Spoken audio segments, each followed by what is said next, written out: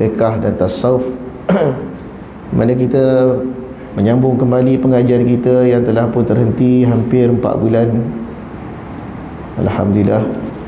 Dan kita dah sampai pada sebenarnya dah muka surat akhir. Kitab yang pertama daripada kitab Miftahul Jannah. InsyaAllah kalau sempat khatam muka surat 14. Berapa baris berdatang ni? Maka adapun kita mula ulang balik ke atas tu 5 baris pada atas. Qala musannif rahimahullahu ta'ala wa nafa'ani iyaya wa iyyakum bi ilmihi wa barakatih. Maka adapun faedah jatuh makna berlaku marad basyariyah, maradun basyariyah artinya sakit yang dibangsakan kepada kemanusiaan. Dengan siapa jatuh? Dengan mereka itu para nabi dan rasul, maka iaitu amat banyak. Maka kita masih dalam bab sifat yang harus bagi rasul, di mana kita telah pelajari ya, setengah kitab kata ada 4 sifat wajib, setengah kata 3, iaitu sifat sidik, amanah, tabligh dan fatanah. Kemudian lawan yang 4 mustahil ya, lawan daripada sidik benar itu ialah kizbun, mustahil adanya dusta pada para rasul. Lawan daripada amanah itu khianat, mustahil ada khianat pada para rasul. Yang ketiga iaitu tabligh, menyampaikan. Lawannya mustahil kitman, menyembunyikan. Yang keempat fatanah, cerdik dalam menyampaikan hujah. Mustahil mereka itu baladah, bodoh dan tak erti nak menyampaikan hujah-hujah. Dan satu sifat harus yang ada pada para rasul, iaitu bersifatlah segala rasul itu dengan sifat-sifat basyariah, kemanusiaan yang tidak menjatuhkan martabat mereka itu.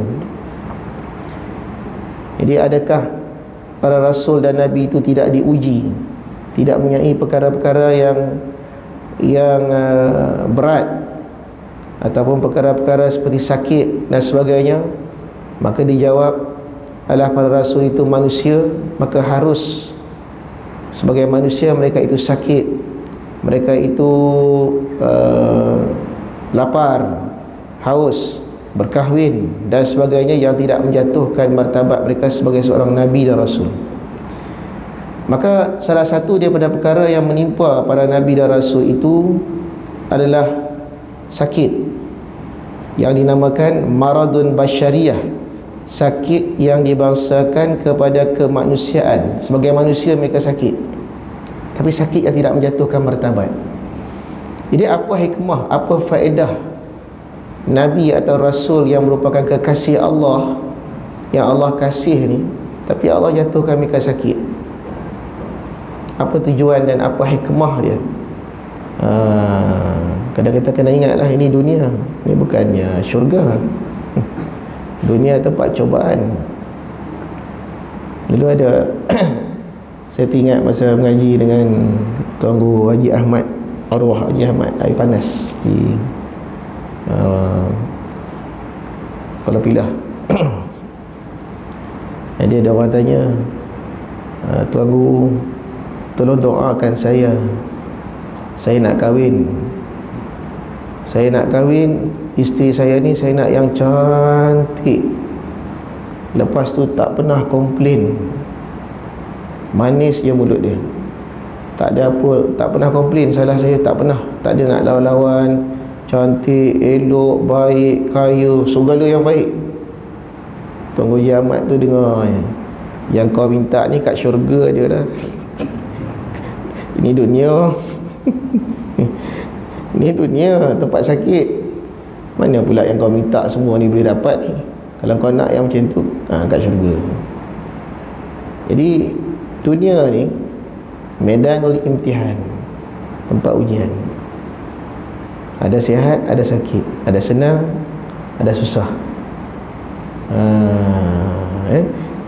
tambah zaman corona ni. Dia mudarat basyariah, maka iaitu amat banyak faedah. Oh tu, banyak faedah. Kenapa mereka ni jatuh sakit? Setengah daripadanya faedah ataupun hikmah kenapa Allah buat pada Nabi dan Rasul yang kekasih mereka ni sakit. Yang pertama sekali, membesarkan pahala, ta'zimu ujurihim, besarkan pahala. Membesarkan pahala. Bagi para rasul, mereka tak ada dosa. Jadi bagi mereka bila sakit tu semata-mata ta'zimu ujurihim. Ya. Sebab tu kita kadang-kadang kita tak faham hakikat kehidupan. Kita ingat bila kita sakit itu tak baik, bila sihat itu baik. Ini dunia. Kalaulah sakit tu tak baik, tak elok, kenapa Allah Ta'ala buat sakit tu? Allah Tuhan perbuatan dia semua baik. Baik di sisi dia, walaupun di sisi kita macam tak baik. Coronavirus, siapa kata baik? Semua kata tak baik. Tapi dia punya hikmah, Allah, pusat pelacuran tutup, pusat urut tutup. Orang beriman seronok berjalan, seronok, sebab segala tempat maksiat ditutup. Kenapa sebab tempat maksiat tu ditutup? Antara sebab dia, siapa tahu sebab dia? Bila kita masuk mana-mana tempat sekarang ni, dia kena tulis nama, tulis nombor telefon. Ada ke orang masuk tempat pelacuran nak tulis nama? Nama? Tak boleh tulis, tak boleh buat IC. Haji Osman bin Aum Haji, ya. Haji masuk sini, ya. Kacau. Tak berani. Menggeletik nafsu. Inilah masa dia. Subhanallah, hikmat Tuhan. Allah hantar makhluk yang kita tak nampak. Takut kan main 1 meter. Tak berani, takut mati. Tak nampak pun. Allah hantar makhluk yang tak nampak. Beberapa hari ni saya terfikir, apa hikmat Tuhan hantar kita ni satu penyakit yang punca dia tak nampak. Cuma tahu, dengar berita je. Sekiranya anda dijangkiti penyakit coronavirus, tidak ada vaksin. Pula kacau. Cara jangkitan dia, duduk dekat saja, habis. Takut satu dunia. Ikut kajian sains 14 hari. Saya dekat madrasah saya tu, bila saya kata pelajar-pelajar yang kelas 1 boleh pulang, mak bapak pun mesej, minta maaf ustaz, mengikut kajian 14 hari, kalau tak ada apa-apa baru pasti selamat. Jadi anak saya ni saya pulang lepas 14 hari. Kalau semua hidup saya hantar, kalau ada yang mati tak ini. Wah, dia macam tu pula. Lepas tu anak tadi pun tak balik dalam madrasah. Habis tak balik madrasah buat apa? Main bowling, merayau-rayau kat pasar raya. Sebab kat situ tadi tidak ada coronavirus. Yang banyak kat madrasah, kat masjid. Tengok manusia punya takut. Maka terfikir di dalam benak saya ni, kalaulah makhluk yang halus yang kita tak nampak tu kita takut, semata-mata kita mendengar perkhabaran bahawa makhluk halus, virus itu boleh membunuh. Kenapa kita tidak takut pada Allah? Allah yang Maha Kuasa, Allah yang penerangan tentang Allah itu, dalil-dalil Al-Quran dan hadis yang otentik menjelaskan tentang kekuasaan Allah. Kenapa tak takut? Kita punya takut ni, takut mati ni. Padahal yang menjadikan mati dan hidup tu Allah. Kenapa kita tak takut pada the source? Cuba kita tanya diri kita sendiri. Allah hantar kita makhluk kecil ni, datang pula berita-berita daripada WHO sebagainya, kita pun takut bukan main. Nanti kita mati. Mana-mana saya pergi kuliah sekarang penuh mata macam tu, takut mati. Tapi Allah Subhanahu wa ta'ala yang lebih jelas wujudnya itu, yang lebih terang, zat yang boleh mematikan dan menghidupkan itu, diperingatkan dengan Al-Quran dan hadis Perasaan takut kita tidak ada. Berjaga-jaga tu tak ada. Ni kita ni jaga 1 meter ni, ini takwa. Takwa lah ni. Kami sedang bertakwa. Sebab makna takwa tu memelihara diri. Saya sedang takwa 1 meter. Oh, takwa 1 meter. Macam mana pula takwa daripada maksiat? Sedangkan Tuhan tu lebih hebat daripada coronavirus lagi, yang kita tak nampak. Maka antara hikmah kenapa para Nabi dan Rasul itu diberikan mereka itu cobaan sakit, sebahagian daripada mereka itu ada yang dikenakan penyakit kutu, ada yang kena penyakit demam. Dalam satu riwayat hadis, Nabi SAW tu punya dia demam tu. Bila Rasulullah bangkit tu, Siti Aisyah saya tak ingat, dia pegang tilam tempat Nabi baring, bukan tilam, mengkuang baring tu, panas. Bantal Nabi tu panas, nak menunjukkan betapa demamnya Nabi SAW tu. Kenapa Nabi-Nabi dan Rasul ni diberi sakit macam ni? Apa tujuannya? Bagi membesarkan pahala, ta'zimi ujurihim. Jadi kalau kita ni dibalak sakit, di hujung hayat kita itu doktor sains, seumur hidup kencing manis, seumur hidup sakit ini, alhamdulillah, ta'zimi ujurihim, anda sedang diberi peluang untuk dibesarkan pahala. Dibesarkan pahala. Hidup itu apa? Hidup kan untuk amal. Dan betapa banyak daripada dosa-dosa kita ni tidak akan gugur melainkan dengan diuji bala. Berapa banyak para wali-wali Allah naik martabat menjadi wali dengan sebab sakit yang mereka deritai. Berapa banyak orang-orang yang tercatat namanya menjadi orang soleh kerana sabar dengan apa yang Allah timpakan pada tubuh badan mereka itu. Ini hidup, ini kehidupan. Kalau sihat kita syukur, kalau sakit kita sabar. Kenapa? Ala kulli hal, semuanya Allah nak membesarkan pahala yang Allah bagi kat kita. Itu yang pertama. Jadi para Nabi dan Rasul, lebih-lebih lagi Allah nak bagi pahala besar, maka pahala besar itu melalui sakit. Dan setengah daripadanya faedah marat basyariah itu mengajarkan segala hukum. Seperti kita ketahui akan sujud sahwi di dalam sembahyang, dengan sebab lupa Nabi kita Muhammad sallallahu alaihi wasallam. Rasulullah lupa lah, tapi lupa Nabi ni daripada Allah. Daripada syaitan mustahil. Tak berlaku lupa daripada syaitan pada Nabi dan Rasul.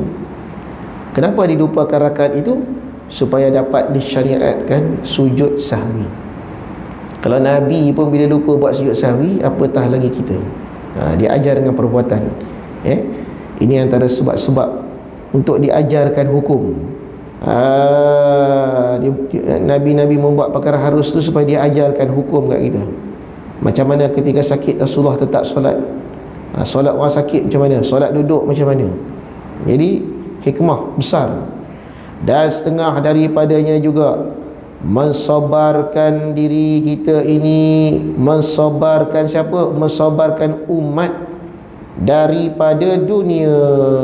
Macam mana cara tu? Ditasabur.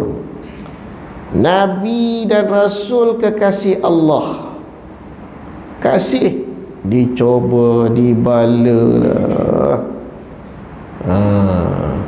Dikenakan macam-macam cobaan. Habis kita umat ni macam mana?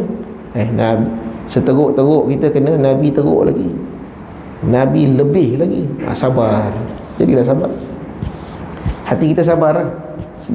Senang hati kita. Tengah-tengah sakit, Nabi Ayub teruk lagi sakit.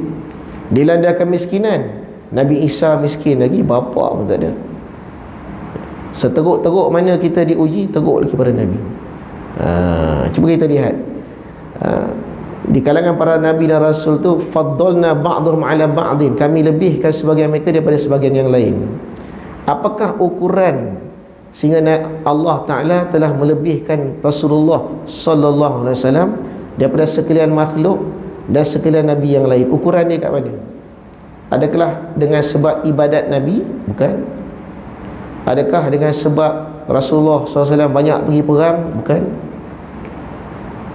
Ukuran seorang Rasul itu menjadi yang terbaik dan terhebat Sebab berapa banyak ujian yang dihadapi. Lagi banyak diuji, lagi tinggi makam. Lagi banyak diuji, lagi tinggi makam. Mak ni tempat ujian. Lagi tinggi, lagi naik, lagi naik. Jadi bila macam itulah para Nabi dan Rasul dinaikkan maqamat-maqamat mereka itu dengan ujian, dengan balak, dengan sakit dan sebagainya. Apatah lagi kita ini. Sabar, quick sabar. Kemudian dia kata apa lagi? Dan setengah daripadanya menjagakan, memperingatkan bagi hina qadar dunia ini. Dunia ni lekeh dunia ni. Kalau betul lah dunia ni ada nilai, kenapakah tak semua Nabi dan Rasul tu menjadi raja, menjadi sultan, menjadi orang yang kaya? Banyak Nabi-Nabi Rasul tu yang miskin, sikit je yang kaya. Yang jadi rasul yang kaya, yang jadi raja cuma Nabi Yusuf, Nabi Sulaiman, Nabi Daud, 3-4 orang je. Yang lain semua kehidupan mereka zuhud. Jadi kalau begitu, kalau kita ni macam mana pula? Apakah dunia ni bernilai? Kalau bernilai, kenapa tak diberikan kepada mereka itu? Dia jawab, kerana nak menyedarkan kita ni hina qadar dunia ini pada sisi Allah. Seperti sabda Nabi sallallahu alaihi wasallam, kun fid dunya ka'annaka gharibun aw 'abiru sabilin. Jadikanlah dirimu di dalam dunia ini seolah-olah kamu itu orang yang gharib, orang dagang pada negeri orang, atau orang yang lalu jalan. Orang lalu jalan mana? Orang musafir.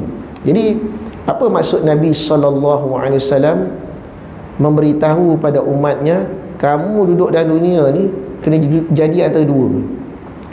Sama ada kamu kena jadi orang dagang, sedang lewat di sebuah negeri, bukan negeri sendiri, kamu akan balik ke negeri asal kamu. Kerana kita bukan berasal dari sini, kita berasal dari sana, berasal daripada Allah. Tok nenek, Tok Adam kita daripada syurga.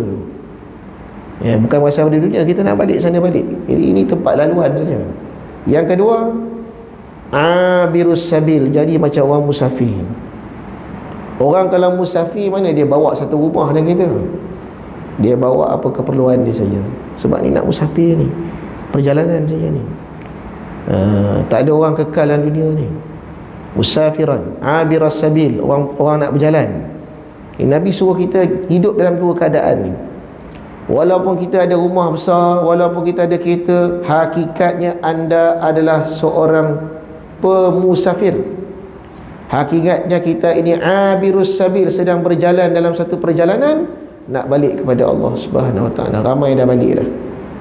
Ramai dah balik. Di Amerika sekarang ni, saya dengar di Amerika, kerana mereka di sana itu tak buat macam kita, dia dah tak tahan dah. Tak ada PKP ke apa, PKPD ke, semua tak ada. Jadi anak-anak muda sana dia dah tak tahu apa nak buat dah. Dia buat pertandingan. Pertandingan ni kita lawan siapa kena virus dulu. Siapa kena virus tu. Kita tengok siapa kena tu. Sebab dah tak nampak tujuan hidup. Bagi mereka mati dah. Asalkan hidup hanya sekali, seronok cukup. Kita orang beriman tak macam tu. Kita orang beriman, kita berhati-hati, kita jaga diri kita. Apa sebab? Sebab kita tahu dunia ni tempat nak beramal. Kita nak hidup lama lagi bukan sebab nak kekal kat sini. Kita hidup lama lagi ni supaya kita boleh tambah amal lagi, tambah lagi amalan kita, supaya kita balik besok berjumpa dengan Allah Subhanahu Wa Taala membawa amal ibadah. Tu tujuan kita, nak lama sikit. Nak lama sikit, bukan nak selama-lamanya. Dapat beza tu. Lepas tu dia kata apa?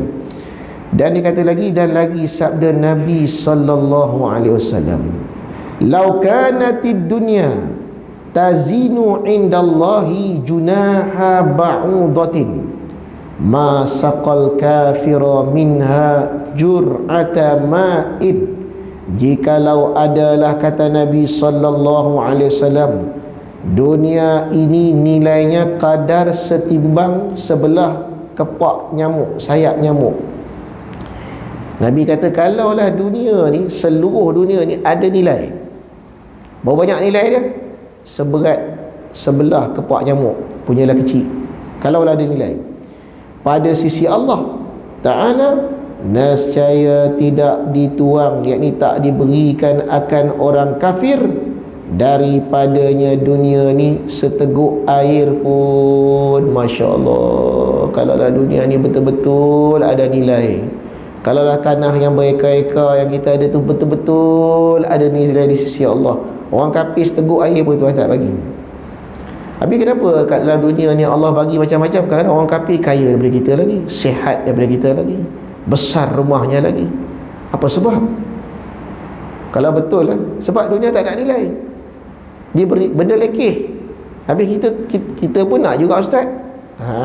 Lekeh-lekeh pun nak juga. Takkan bagi kat orang kafir je. Kenapa orang kafir dapat, kita pun dapat? Maka dia jawab, di dunia ini adalah tempat tajalinya. Tajali menterjemahkan nama Allah Ar-Rahman, Tuhan yang Maha Pemurah.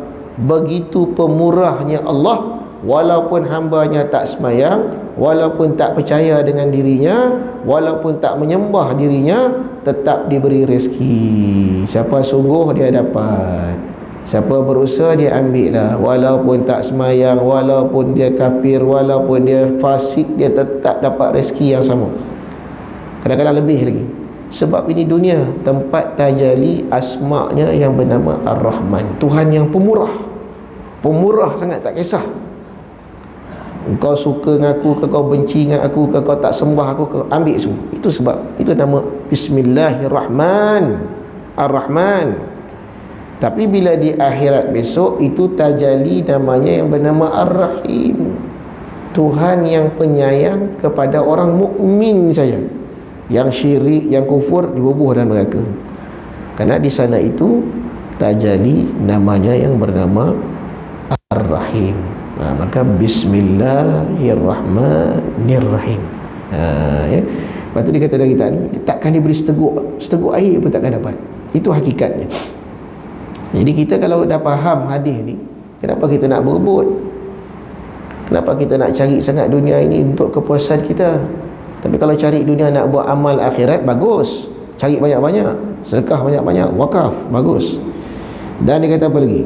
Adapun kata Muhammadur Rasulullah, artinya Nabi Muhammad itu Rasul Allah, iaitu pesuruh, iaitu terkandunglah di dalam ungkapan Muhammadur Rasulullah 8 perkara. Jadi kalimah syahadah kita itu, la asyhadu an la ilaha illallah wa asyhadu anna Muhammadar Rasulullah. Tak boleh pisah dua ni, tak boleh. Ya. Kerana memahami la ilaha illallah itu mestilah melalui Muhammadur Rasulullah, mesti melalui Muhammadur Rasulullah.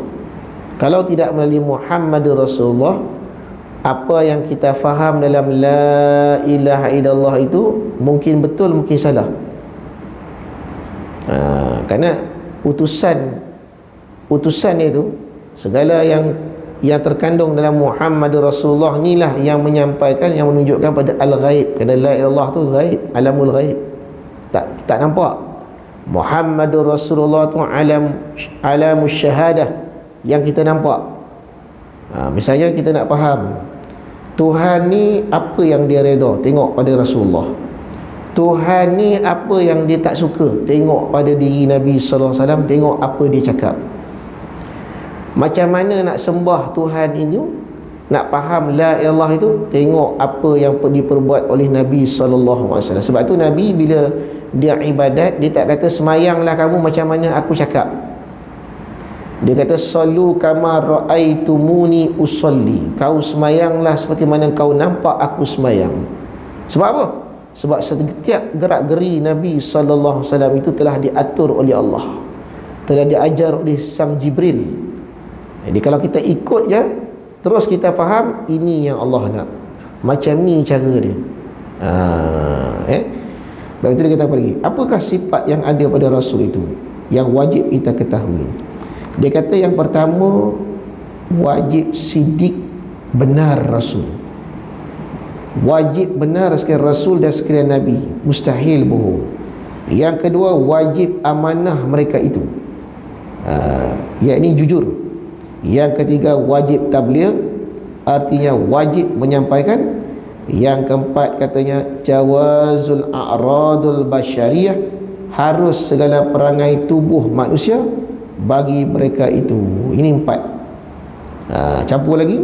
Dan yang kelima, imanuna bisairil anbiya, percaya kita dengan sekalian nabi. Kenapa bila kita percaya pada Muhammad Rasulullah, berarti kita mesti percaya kepada sekalian rasul-rasul, kerana risalah yang disampaikan oleh Nabi Muhammad sallallahu alaihi wasallam tidak ada bezanya dari sudut ketauhidan, kepercayaan tentang hari kiamat, malaikat dan sebagainya, sama je. Daripada Nabi Adam sampai Nabi Isa, sampailah Nabi Muhammad sallallahu alaihi wasallam, 313 rasul, setengah kata 314, risalah yang disampaikan adalah sama, tak ada beza. Di sinilah perbezaan kita dengan Kristian, dengan fahaman-fahaman samawi yang lain. Dia tersangkut. Yahudi dia tersangkut sampai Musa aja, ke belakang dia percaya sampai kat Musa. Isa, ajaran Kristian sampai Nabi Isa, dapat tu yang sampai yang ke belakang. Nabi Muhammad sallallahu alaihi wasallam membenarkan daripada Adam sampai Isa, semua benar. Mereka menyampaikan risalah seperti mana yang aku sampaikan. Cuma aku yang terakhir, aku ni yang terakhir, aku khatamun nabiyyin, aku yang kesudahan. Dan aku membenarkan. Jadi kalau kita tolak salah seorang daripada rasul itu, seolah-olah kita menolak Nabi Muhammad sallallahu alaihi wasallam. Sebab risalah apa yang disampaikan oleh Muhammad Rasulullah sallallahu alaihi wasallam adalah apa yang sama, ain yang sama yang disampaikan oleh Adam sampailah pada Isa. Tak ada beza. Yang beza cuma syariat, kaifiat cara penyembahan dan sebagainya yang bersesuaian dengan zaman. Yang lain semua sama. Yang kedua, yang kelima, bila sebut Muhammad Rasulullah, wajib imanuna bisairil malaikah, percaya kita dengan sekalian malaikat, utusan-utusan Allah. Yang wajib kita tahu yang 10 orang tu, kena tahu seorang-seorang. Bermula dengan Jibril, Mikail, Israfil, Izrail, Munkar, Nankir, Rakib, Atid, Ridwan dan Malik. Yang 10 ni kena tahu. Kalau tak tahu, tak terima, hilang iman kita tu, ya. 10 orang malaikat sebagai utusan yang menyampaikan risalah kepada para nabi. Kemudian yang ketujuh, imanuna bisairil kutubis samawiyah, percaya yakinlah kita dengan segala kitab-kitab yang diturunkan dari langit. Ada yang berbentuk suhuf, ada yang berbentuk kitab. Suhuf ada 100 dan kitab ada 4, Quran, Taurat, Injil dan Zabur. Kalau kita tolak salah satu daripada yang 4 itu dan adanya suhuf, kufurlah kita, kerana itu adalah yang diturunkan kepada Rasul. Mereka menyampaikan apa yang terkandung dalam itu, kita tolak, hilang iman. Kemudian dan yang ke-8, imanuna bil yaumil akhir, percaya kita dengan hari yang kemudian. Jadi termasuk dalam Muhammad Rasulullah ialah berita yang paling banyak diulang-ulang dalam Al-Quran, dalam Taurat, Zabur ke Injil ke, yang diulang-ulang ialah peristiwa kiamat. Dalam Quran saja ada 101 nama kiamat. Yaumul Zalzalah, Yaumul Talaq, Yaumul Abus, Yaumal la malu wala banun, la yanfa'u malun wala banun, Yaumul Qiyamah, Yaumus Sa'ah. Ada 101 nama diulang-ulang. Kita duk fokus buat hukum je, kita terlupa. Kalau kita baca Quran ni, yang Allah duk ulang-ulang selalu ni, duk cerita banyak kali. Ayat hukum 500. Daripada 6,236 ayat Quran tu, ayat mengenai ahkam hukum 500. Habis yang lain tu cerita apa? Kebanyakan menceritakan tentang keesaan Tuhan, menceritakan tentang sifat Tuhan, menceritakan tentang hari kiamat, menceritakan tentang kisah-kisah orang yang percaya hari kiamat dengan orang tak percaya. Baca Quran kita tak tahu, tapi kita tak nampak intipati Quran tu apa sebenarnya. Apa yang Allah nak suruh kita ingat? Yaumul qiyamah. Ini yang kedua, ya, yang ke-8, isi kandungan Quran, isi kandungan Muhammadur Rasulullah. Kerana bahawasanya Nabi sallallahu alaihi wasallam datang ia dengan membenarkan sekalian tersebut itu, yakni tiada syak bahawasanya membenarkan penghulu kita Muhammad sallallahu alaihi wasallam pada bahawasanya dialah pesuruh Allah dengan barang yang menunjuk atasnya oleh segala mukjizat yang tiada terhingga banyaknya, itu melazimkan benar sekalian barang yang didatangkan dengan dia. Baik, sekarang ni, zaman sekarang ni, kita dalam surau ni kita tak berapa rasa, masjid ni tak rasa kepentingan kita faham akidah macam ni. Sebab sini tak ada pertentangan ni. Tapi kalau kita tengok di dunia luar sekarang ni, orang sudah mula mempertikaikan, mula-mula bab khilafiyah, lama-lama sampai bab tauhid, sampai orang dah hilang percayaan tentang al-ghaib.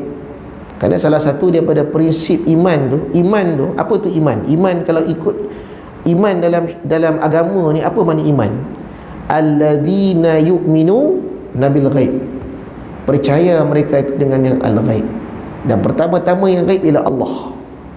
Al-ghaib bukan makna tak ada. Kalau tak ada tu hilang, tak ada, tak wujud. Adam, ini beza perkataan Adam dengan ghaib. Adam tak ada, ghaib dia ada tapi tak nampak. Ada tapi tak nampak, itu nama al-ghaib. Bila kita kata saya beriman, saya percaya dengan sepenuhnya ada sesuatu yang saya tak nampak tapi ada. Apa dia? Yang pertama Allah, yang kedua malaikat, ya. Rasul pun dah ghaib, tak nampak dah. Hari kiamat tak nampak, qada qadar tak nampak, tapi percaya. Lagi dalam kepercayaan kita pada al-ghaib, maka lagi kuatlah iman seorang tu. Kurang kita percaya pada yang gaib, lebih banyak kita percaya dengan apa kita nampak, lemah iman itu. Jadi kalau begitu, maknanya sekarang ni, kenapa, apa dalil kita nak percaya benda gaib ni? Ni macam mana kita nak percaya benda gaib sedangkan kita tak nampak?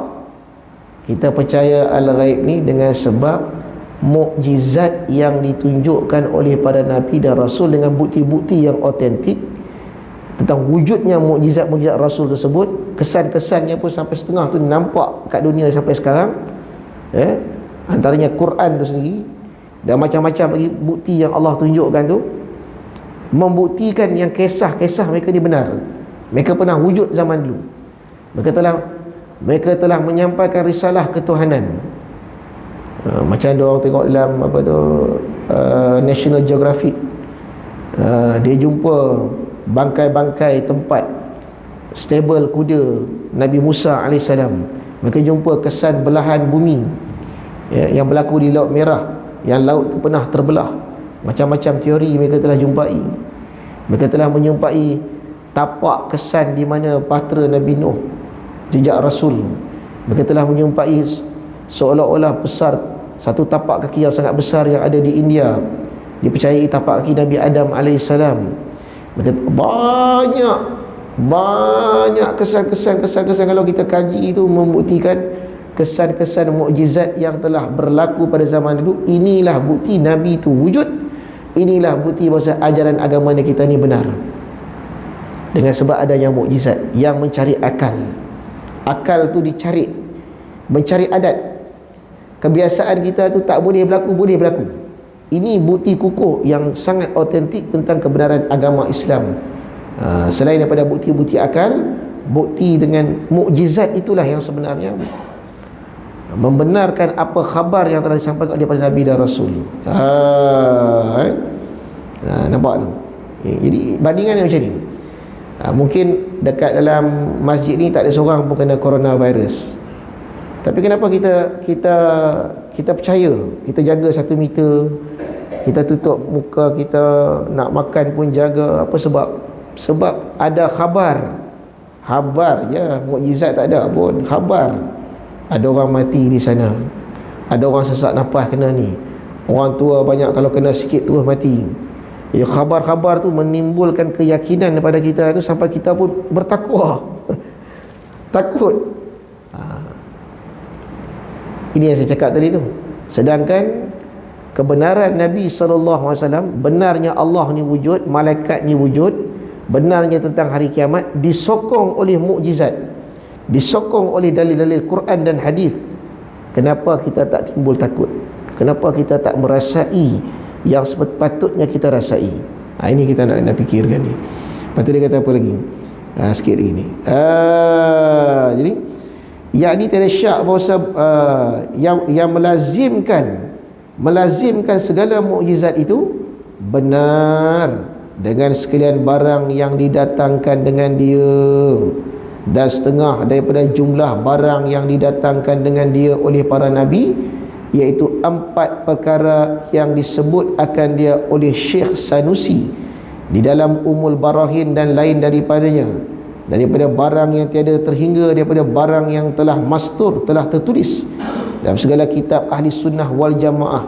Maka inilah 8 akidah dan lawannya pun 8, maka jadilah jumlahnya 16. Maka sebenarnya telah nyatalah bagimu dikandung oleh 2 kalimah syahadah serta sedikit hurufnya bagi sekalian barang yang wajib atas sekalian mukallaf, mengenal akan dia daripada segala penghulunya, iman pada hak Allah Ta'ala dengan hak segala pesuruhnya, wahya sittatun wa situna aqidah, aqidatan, iaitu 66 simpulan perintah iktiqad. Jadi ada 66 kat dalam ni, dikira 66. Mana datang 66 tu?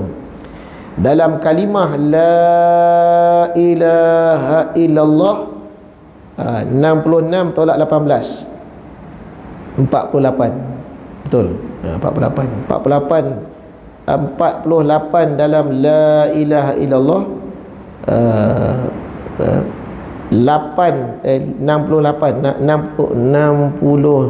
66. Semua sekali ada 66. Jadi 58 campur 8 66. Betul kan? 68 campur 8 48 campur 8 58 campur 8 ya, 58 ada 58 campur 8 campur 8 16. Betul, 66. 8 dalam Muhammad Rasulullah, 58 di dalam la ilaha illallah. Tu kena ulang balik lah kat belakang tu, macam mana boleh jadi 58 tu. Jadi ada orang tanya, ustaz, kat sini sebut 66, kitab dulu ustaz aja 68, setengah kitab pula kata 50. Yang mana betul ni? Jawapan dia, semua betul. Macam mana boleh semua betul? Ini kaifiat. Kaifiat disusun oleh ulama. Macam mana nak bahas la ilaha illallah Muhammadur Rasulullah? Kaifiat senang nak faham. Di dalam kitab yang kita baca ni, 58 dalam la ilaha illallah, 16 dalam Muhammadur Rasulullah. Macam mana jadi 18? Yang kita sebut tadi tu. Percaya pada Nabi, dia ada 4: tabligh, sidik, amanah, tabligh, fatanah. Tak ada fatanah masuk dalam ni. Dan percaya pada segala rasul. Dia masuk kat rukun iman tu. Percaya pada segala rasul, percaya pada hari kiamat, percaya pada kitab, percaya kepada malaikat, dan percaya pada hari akhirat. 8. Tak termasuk percaya kepada Allah dan percaya pada qada dan qadar. Kenapa tak masuk? Kerana 2 ni masuk dalam la ilaha illallah, dia tak masuk dalam sini. Rukun iman ada 6. 4 rukun iman dia terkandung dalam Muhammadur Rasulullah. 2 daripada 6 itu masuk dalam la ilaha illallah, itu percaya kepada Allah dan qada dan qadar. Kerana ini berkaitan dengan sifat Tuhan. Baik. Dan kata Syekh Sanusi, kita nak khatamkan ni. Dan mudah-mudahan ia kerana pendeknya mana? Pendek je kalau kita ringkas jadi la ilaha illallah Muhammadur Rasulullah. Lebih kurang 7 perkataan saja. Serta melengkapi ia atas barang yang kami sebut akan dia tadi, menjadi oleh syarak akan terjemah barang yang di dalam hati daripada Islam. Jadi daripada semua kalimat-kalimat zikir dan tasbih dan takbir, kalimah yang dipilih untuk menterjemahkan iman kita ni, Islam kita ni, nak terjemah, nak orang tahu kau ni Islam ke kafir ni, apa kalimat dia? Asyhadu an la ilaha illallah wa asyhadu anna Muhammadar Rasulullah. Inilah kalimah membezakan antara kita dengan orang kafir. Bukan subhanallah, bukan alhamdulillah, bukan la haula wala quwata illa billah azim, bukan Allahu akbar. Dipilih kalimah la ilaha illallah Muhammadur Rasulullah. Ini kalimat ni. Kalimat ni dipilih. Ringkas, padat, terkandung dalamnya itu 66 akidah. Untuk menterjemahkan Islam. Dan tidak diterima daripada seorang akan imannya melainkan dengan dia.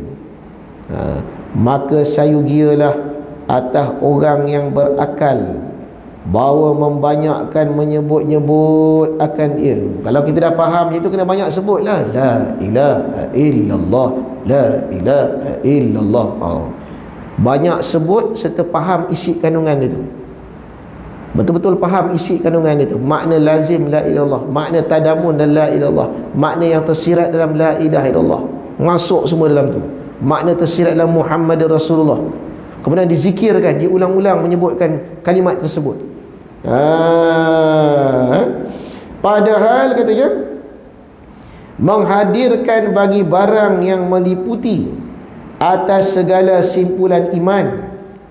Jadi masa mulut sebut la ilaha illallah, la ilaha illallah, dalam hati tu tidak ada yang terkaya dari segala sesuatu. Segala sesuatu berkendak kepadanya melainkan Allah. Dan dalam kalimah makna tersebut terkandung dalam dia tu sifat istighna dan iftikar tu, terkandung dah dalam tu 58 akidah. 58 akidah dalam istighna dan iftikar tu terkandung. Dan lazim daripada itu tidak ada kekuatan yang boleh memberi kesan. Coronavirus tak boleh bagi kesan tanpa izin Allah. Orang tak boleh mati melainkan Allah mematikan. Dihadirkanlah mati kita ni. Subhanallah. Mulut sebut la ilaha illallah, la ilaha illallah, banyak dalam hati coronavirus tak bagi kesan, coronavirus tak bagi kesan. Semua ni tak boleh bagi kesan melainkan izin Allah, melainkan izin Allah, melainkan izin Allah. Macam itulah lebih kurang. Satu makna. Tak ada yang bagi makan melainkan Allah, tak ada bagi makan melainkan Allah, la ilaha illallah. Segala makna-makna tu hadirkan dalam hati. Lepas tu hingga bercampur serta segala maknanya dengan dagingnya dan dengan darahnya. Macam mana kita nak mempercampurkan gaul kalimat la ilaha illallah ni dengan makna la ilaha ni dengan darah dan daging? Kita bercampur gaul dengan dagingnya dan darahnya, bilahmihi wa damihi. Maka ditafsirkanlah kalimat ulama ni, kalimat ni diucap oleh Syekh Sadusi, pengarang kitab Ummul Barahim. Maksud bercampur sampai mesra dengan daging tu, tolong tulis sikit kat bawah tu. Murad maksud daging tu daging lidah, sampai mesra dengan lidah. Maksud darah tu hati, darah berkumpul kat sini kat hati. Maknanya berkumpul di hati, mesra dengan hati kita. Apa maksud mesra dengan daging? Mesralah kalimat itu, bercampurlah kalimat itu sampai setiap kita nak buat, bila melatah ke apa, la ilaha illallah, la ilaha illallah, sampai melatah-latah sebutan la ilallah tu. Tak sebut lain, sebut la ilallah. Terlalu sering sebut la ilallah. Apa sikit la ilallah, la ilaha illallah, la ilaha illallah. Apa maksud mesra makna la ilallah dengan hati? Bila berlaku sesuatu peristiwa, bila berlaku coronavirus ke apa saja, ini semua tidak memberi kesan. Yang memberi kesan ialah la ilaha illallah, la ilaha illallah. Begitu kuat, impact dia begitu kuat, sebab tak bagi kesan. Adat tidak boleh memberi kesan. Hukum apa saja tak beri kesan melainkan dengan ta'alluq qudrat dan iradat Allah. Kalau dah macam tu, makna daripada Allah tu dah mesra. Makna tak mesra macam mana? Ngaji dah, belajar dah tauhid fiqh ni, kitab khatam 3-4 round dah, datang virus kecil je hilang tauhid. Itu makna tak mesra. Belum mesra lagi makna la Allah dalam hati kita. Macam mana kita nak tahu dah mesra? Begitu di-impact dengan ujian Allah, perkara pertama yang teringat dalam hati kita, apa yang kita belajar, apa yang kita faham, apa yang kita hayati, makna daripada la ilaha illallah ni. Makna lazimnya, makna istighna'nya, makna iftikarnya, terkaya sampai begitu kena uji, ini yang keluar. Bukan baru nak cek kitab. Mana muka surat berapa ni, tak payah. Dia terus. Ini makna mesra dengan darah. Maka kalau kita buat macam tu, apa jadi? Kata Syekh Sanusi, kalau dah jadi sampai tahap tu, apa jadi? Maka bahawasanya melihatlah ia, adalah kitab lain, diperlihatkan kepada orang itu yang banyak zikir la ilaha illallah, dihadirkan maknanya dalam hati, diperlihatkanlah kepadanya daripada segala rahsia-rahsianya, rahsia-rahsia ketuhanan, rahsia-rahsia la ilaha illallah tu diperlihatkan. Yang kata makhluk tak bagi kesan, yang dikatakan penyakit tidak boleh mematikan, yang dikatakan rezeki daripada Allah, diperlihatkan, ditunjukkan pada orang yang banyak berzikir la ilaha illallah serta menghadirkan maknanya, dilindungi oleh Allah, dibuka perkara-perkara yang ajaib dan segala keajaiban-keajaiban insya-Allah taala. Kata Tuan Syekh ni, berapa banyak benda ni yang akan dibuka pada tuan-tuan? Berapa banyak magical life ni akan, orang kata magical life. Benda yang tak terfikir kita benda ni boleh berlaku. Barang yang tiada masuk di bawah hingga tahta ghairi hasrin. Tahta ghairi hasrin maknanya punyalah banyak benda mencari adat sampai nak kira pun tak sanggup nak kira.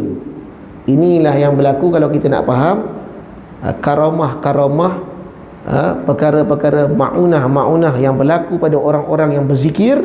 Kenapa mereka jadi macam tu? Kerana mereka telah pun mesra makna la ilaha illallah dalam hati mereka. Maka Allah memperlihatkan karamah, Allah memperlihatkan perkara mencari adat, Allah memperlihatkan benda yang sepatutnya kalau ikut hukum adat tak boleh berlaku. Berjalan di atas air lah, kereta mati masuk air, kereta jalan lah, orang sakit dia tak sakit, jalan tak kena hujan lah, macam-macam benda mencari adat. Apa sebab? Keyakinan tentang makna la ilaha illallah tu dah masuk dalam hati dia. Maka Allah perlihatkan dekat jasad dia. Setiap kali dia nampak, bertambah yakin. Setiap kali dia nampak, bertambah yakin. Orang tengok, orang dia keramat tu. Orang tak faham. Tu keramat tu, malam ni boleh minta nombor ekor tu. Keramat tu, tertanya di nombor sini. Orang tak faham. Jadilah orang keramat ni tempat cari dunia pula dah. Pada orang keramat ni, tujuan Allah buat orang keramat ni, bukti ada orang yang sampai kat sini. Ada orang yang Allah telah perlihatkan kebesarannya dengan sebab mereka telah mesra hati mereka itu dengan makna la ilaha illallah. La ilaha illallah. Nampak kan? Lepas tu dia kata apa lagi? Wa hadha akhiru ma yassarahu Allah min jam'i man jama'ahu wa ana afkarul ibadi ila maulal albari alwaliyul bari Muhammad Tayyib Ibnu Mas'ud Al-Banjari. Inilah akhir barang yang telah memudahkan Allah Ta'ala bagiku daripada menghimpunkan dia, padahal aku sangat fakir kepada Allah Ta'ala daripada sekalian hamba Allah itu. Namaku siapa? Muhammad Tayyib Ibnu Mas'ud yang bangsa Banjar, iaitu dia kedai sebagai Syekh Husin Al-Banjari. Kalau kita buka kitab 7 tokoh wali Melayu, salah seorangnya ialah Syekh Husin Al-Banjari, yang mana pada zaman tahun 1900 dulu tu dia telah mendirikan 6 buah pondok, mengajar 6 buah pondok. Tak tahu macam mana dia buat di Kedah. Makamnya pun ada di Kedah, Tok Guru Besar. Jadi kita tengok di akhir kitab tauhid ni, orang-orang dulu ni nak cerita perbezaan. Apa beza kitab tauhid yang disebut, yang dikarang oleh ulama-ulama dulu dan kitab tauhid yang dikarang ulama sekarang. Kitab-kitab, buku-buku yang dikarang tauhid sama sekarang ni, bertambah kita baca, bertambah tak faham. Mula-mula faham, lama-lama tak faham apa benda cakap. Sekadar kulit. Kitab-kitab tauhid orang-orang dulu bila kita baca, mula-mula memang tak faham. Kadang-kadang tengah pun tak faham lagi. Kadang-kadang dah habis pun tak faham lagi. Besok second round baru faham. Tapi di akhirnya dia akan bawa pada zikir. Dia akan suruh kita zikir makna la ilaha illallah ni sampai jadi darah daging. Siapa-siapa yang dah ikut saya mengaji kitab tauhid, dia akan nampak berapa banyak kitab kita dah khatam, kat ujung dia ulang ni balik. Kat ujung dia ulang ni balik. Mudah-mudahan kita betul-betul buat apa yang disebut ni. Wasamaituha miftahal jannah. Kitab ni ku namakan miftahal jannah fi bayanil aqidah wa arakhtuha biqauli. Dan aku namakanlah kitab yang ku karang ni anak kunci syurga. Miftahul jannah artinya anak kunci syurga. Masya Allah. Seolah-olah siapa yang mengaji kitab ni sampailah pada muka surat akhir ni, dia dapat anak kunci syurga. Seolah-olah membuka pintu syurga itu dengan makna la ilaha illallah. Pada menyatakan segala aqaid iman, dan aku tarikhkan dia dengan kataku hamidan syakiran limaulana musalliyan wa musalliman ala taha wa ali. Artinya, padakal aku membaca, memuji dan aku syukur akan Allah Ta'ala, dan aku ucap selawat dan salam atas Nabi yang bernama Toha dan sekalian keluarganya. Wa kana al-faraghi min jam'ihi yaumal ithnain sanata asharin min syahri syawal bisanatil madhkurati min hijratin Nabi alaihi afdhalus salatu wa askat tahiyyati wassalam walhamdulillahi rabbil alamin. Dan adalah selesai daripada menghimpunkan dia pada hari Isnin 16 hari daripada bulan Syawal pada tahun tersebut itu, iaitu pada tahun 1284 Hijriah, daripada berpindah Nabi Muhammad atasnya terlebih afdal selawat dan terlebih suci salam, dan segala puji itu tertentu bagi Allah Tuhan sekalian alam. Amin bi rabbil alamin. Inilah kitab Usul Tahqiq pada menyatakan ilmu usulin. Ini kitab yang kedua, karangan Maulana wa qudwatina al-alim fadil, lagi sangat warak, yang tiada disebut namanya kerana takut riak. Jadi kitab lepas pada kitab ni, dia ada, dalam ni ada 5 kitab. Kecil je ni, RM3 je, RM5 je. Lepas ni kitab yang kita akan belajar, baca ialah kitab Usul Tahqiq. Pengarangnya wali Allah, nama tak sebut sebab takut riak. Allah, ini kita pun telah khatam ni makna dah khatam ni muka surat 15 ni, makna khatamlah kita kitab pertama daripada 5 kitab. Dalam kitab yang bernama Miftahul Jannah karangan Syekh Husin Al-Banjari. Al-Fatihah. A'udzubillahi minasyaitonir rajim. Bismillahirrahmanirrahim. Alhamdulillah, mudah-mudahan barakah daripada apa kita belajar ni dah khatam. Diulang-ulanglah baca, mudah-mudahan pembukaan berlaku dan Allah Subhanahu Wa Taala menambahkan tauhid kita tu. Yang penting dah khatam ni nak masuk ke dalam hati tu, makna-makna tauhid tu. Tambah-tambah dalam zaman ujian Allah ni, tauhid sangat penting. Dengan makna bukan tulisan kitab ni, dengan makna isi kitab ni, isi kandungan makna la ilaha illallah tu mesrakan dengan hati, mesrakan dengan lidah, sampai diperlihatkan kebesaran Allah Subhanahu Wa Taala. Wallahu a'lam. A'udzubillahi minasyaitonir rajim. Bismillahirrahmanirrahim. Alhamdulillahirabbil alamin hamdan yuwafi sultanik. Allahumma bil ilmi qulubana wasta'min asrarana wasyarmati wal hamdina rabbil alamin. Allahumma salli ala sayyidina Muhammadin nabiyil ummi wa ala alihi wa sahbihi wa sallim. Allahumma salli ala sayyidina Muhammadin nabiyil ummi wa ala alihi wa sahbihi wa sallim. Jadi InsyaAllah ni pengajian pertama, jadi kita tak ada soal jawab dah. Jangan datang kita ada soal jawab ya. Sidang parlimen pun mula-mula buka tak ada soal jawab, jadi kita pun tak ada soal jawab. Nanti sekali lagi baru. Assalamualaikum warahmatullahi wabarakatuh.